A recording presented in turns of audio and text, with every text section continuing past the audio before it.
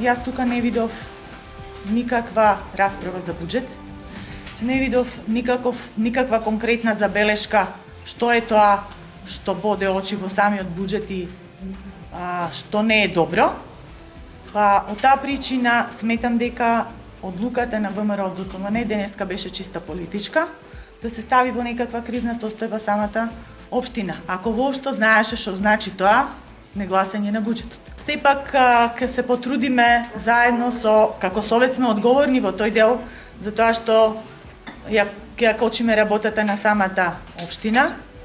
Мислам дека општина Берово и градоначалникот како втор мандат со овој совет не заслужува паѓање на буџет за тоа што се покажа дека реализацијата на буџетските делови во самата општина допринесоа во неговиот претходен мандат таа да биде раздолжена, што не му успеа на никој претходен градоначалник досега. Воопшто не се сомневам дека буџетот, како што кажав и на самата седница, буџетот е поставен на реална основа. Буџетот е ставен во рамка за да има голема реализација, што е цел на донесување на еден буџет. Офанени се сите програми, сите структури, категории. Имавме ние едно 4-часовна расправа за буџетот, под секоја програма посебно, со целосно присуство на комисијата, во која што членуваме тројца од Социјалдемократски сојуз и коалиција и двајца од ВМРО ДПМН и коалиција. И таму немаше никакви посебни забелешки за никакви непродуктивни и лоши трошења. Така што мислам дека го искористија моментот на отсуство на еден наш советник, односно председавачот поради болест, и тоа беше проба за нивната, да ја видиме нивната конструктивност за која што 4-5 седмици назад се залага. Една од причините за кои што гласавме, има повеќе причини. Една е за тоа што не сте доволно офатени социјално ранливите категории, значи го нагласи во самото излагање, за тоа што мислам дека 2000 денари еднаш годишно, кога имаме пандемија, мислам дека не се доволни да се справи секој семејство. Исто така мислам дека приватниот сектор воопшто не е ставен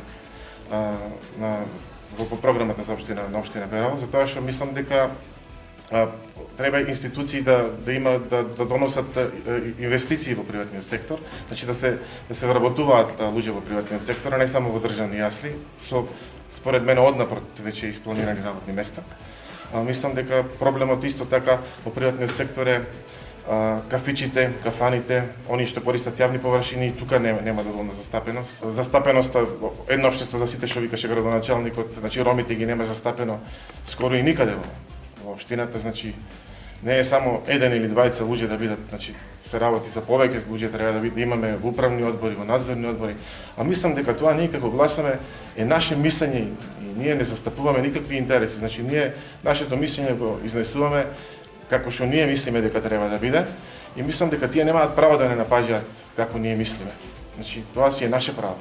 Најнакрај тие имаат мнозинство во совет и тие треба да одлучуваат. Ние сме тие кои што треба да си ги застапуваме интересите како што мислиме ние.